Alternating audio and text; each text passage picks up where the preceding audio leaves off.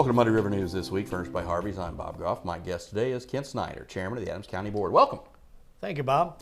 Good to see you. Well, you too. And some good news. It was a bad situation, but good news on behalf of the state's attorney's office. They got their man, so to speak. They were able to get the guilty plea on Timothy Bleefnick, and he will be sentenced on August 11th. And the county board meeting that was this week, there were some kudos out for that, but there's been a lot of kudos around there lately for that. There has, Bob, but so well deserved. It's I am so proud of our team. QPD, the way they all worked together, it was amazing. You know, they put this whole thing together, and then Josh and Laura took it into court and delivered it, and they just knocked it out of the park. So I'm just proud of all of them. And then, of course, like I said, sentencing coming up in August. I know Josh is doing the 48 hours interview and all that kind of stuff. As they have more of this will get fleshed out. And again, it's something that's just really rocked the community. And I think, all anybody wanted was the outcome, what was justice, and whatever outcome needed to be right. And, a journey of Mr. Bleefnick's peers did find him guilty. So they did. And it's nice to have that behind us. And while we are happy with the way it turned out and excited for everyone involved, we still have to pray for the family. Absolutely. Yeah. The state's attorney's office, of course, Gary Farr has announced he is not going to seek re-election, and that means that his first assistant, Todd Eiler's already thrown his hat in the ring. I assume you are backing Mr. Eiler 100%? I am. Todd has done a wonderful job while he's been with Gary, and I think a good team in my mind is Todd and Josh being the first assistant. I think that'd be a wonderful team. And I think, you look at it, it's one of those things where, a guy gets out early, he wants to stake his claim and make sure he doesn't have anybody else to run against him. And, who knows, we have elections for reasons. There's always somebody out there who might decide to throw their hat in, but getting a good head start like he's getting certainly doesn't hurt. No, not at all. And he's doing a very good job. He's working it very hard already. Well, now also this week I was at the county board meeting as well as the committee meeting, and he was Todd was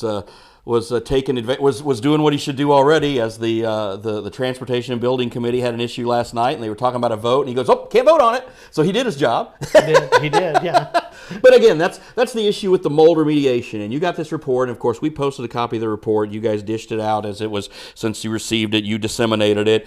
That report, did it raise more questions than it asked? Yes, absolutely. I'm not an expert at it by any means. We did talk to the gentleman that works for the company that wrote the report. We did have someone there from Klingner and Associates that does that kind of work also, and there were just lots of discrepancies with it. It was just the numbers. First, there are really no numbers to go by. There's no standard we're finding, and so the county clerk's office, potentially unacceptable, and the numbers were way under.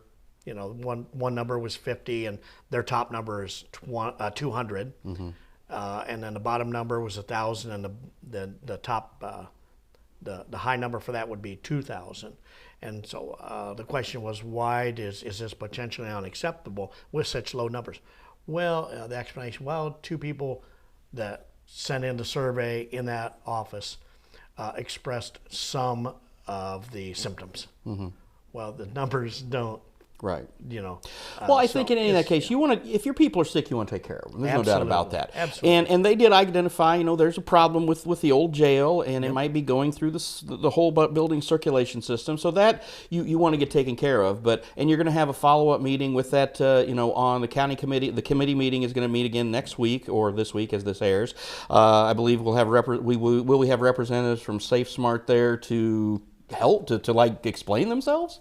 No, that meeting is strictly to engage Lance Schutte from Klingner to help us work our way through this. Oh, okay. The whole thing. So is he the one who's basically going to kind of work with them to try to figure something out here to make sure that, because again, when you say they're on unacceptable levels, Okay, but then when you say, but the building doesn't need to be sealed, and there's no parts of the building need to be sealed off, and there's no parts of the building need to be closed.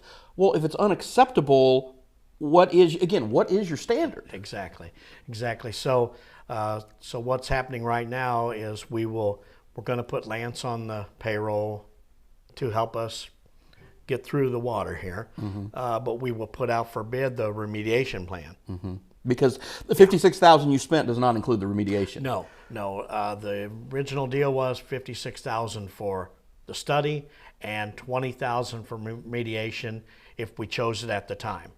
We did not, because if we didn't have a problem, we didn't want to pay $20,000 for remediation. Sure. So now we came back and said, okay, we'll take the $20,000 remediation. They said, no, we're too busy now. We need to rebid that. So we'll probably put that out for bid. So maybe the Fungus Among Us crew will come back and maybe they do the remediation. Who knows? Maybe. That was seriously the name of the company out of St. Louis. Their name was Fungus Among Us, the mold company. It was. Great name, great marketing, but that was and their bid was actually, the Fungus Among Us bid was actually lower than the Safe Smart bid, but you had some of the employees who had concerns, and they wanted you to go with Safe Smart because they felt they had the better reputation. They did, correct, and so we did. Yeah. We're trying very hard to make this work for everyone, and we'll get through it. It'll be fine. And again, with this whole the whole building situation, I mean, I guess one last thing to wrap up that before moving to the next topic. Why not, when you were doing the whole jail plan, why not just implode or just get rid of the old jail? Was that just a whole thing where, oh my God, if we try to do that, that's just going to be another big wad of money? That never even came up. We were just, to begin with, the whole move ended up in the middle of COVID. Oh, yeah. So we were, everything was on fire to get them over there, right, spread them out, get them protected. And so at one point, when we left there, it looked like a repossessed house. When I went through it one day, there were, stuff everywhere. And so I asked Terry Bowers and the crew to go over and clean it up, and they filled many dumpsters. I'll bet. So there's really nothing laying around up there, but it could use a good cleaning. The new jail, I know that your Sheriff Grotens has come in, and there's some things he's needed to ask for, and he's gotten. One of the things was the new cameras that needed to be compatible with all the cameras and also the body cameras. And I think that's something that I think when, sadly, a few months ago we discovered when we had the tragedy and the deputies who were involved with the shooting down on River Road, that they didn't actually have the body cameras. And I think that was something that had been talked about. It was something that I know the committee had kicked around with the previous sheriff, but I think that situation really brought this to light. I know it became a top priority for Sheriff Grotens, and you guys just at this past week's meeting approved the first check to make that happen. We did, and that when that was a top priority for Tony, it became a top priority for us. We were shocked that we didn't have the cameras down there. Because you were told that a grant had been in place and it was already supposed to be in the works. Right. So we didn't know that the grant was never spent. And when you talk about grant money and you talk about ARPA money and all that, it's just something that, when you first get it, it's like, okay, what are we going to do with this? And then people ask for things and you do the best you can, but then you get to a finite point where it's about done. So you've got some things you are still spending some of that money on, but for the most part, the process of people coming and saying, hey, I could use some money for this, that's over, right? That's pretty much over. We've got a significant amount of money in that account, but it's pretty much promised for projects. You have earmarks already. We do, already earmarked. Now, if we need some of it in an emergency, we can peel some of it back, knowing that a year from now we got to put it back in there. Right. And so we have some flexibility there. And as long as it's all in an account, we're drawing interest off of it. True, that's a good point. And the feds have basically said now you can pretty much do what you want with it. They had these restrictions and implementations in place in the beginning, and now it's like, nah. Yeah, just do it. Gotta love the feds. Yes. Last question. One of the other things that happened at the board meeting this week was you guys gave Sid Wilson a really nice honor. He'd done work for the county for a long time, and first off, Sid sure doesn't look like he's 82, number one. No. And he got a little choked up last night after that. So. He did, and him and I are friends. I did not see that coming. He deserved the standing ovation from the board and from the gallery. I mean, it was that was amazing to see. But yeah, he struggled to get through that. But people do not understand. I mean, he saved us nearly $1 million on the jail project alone.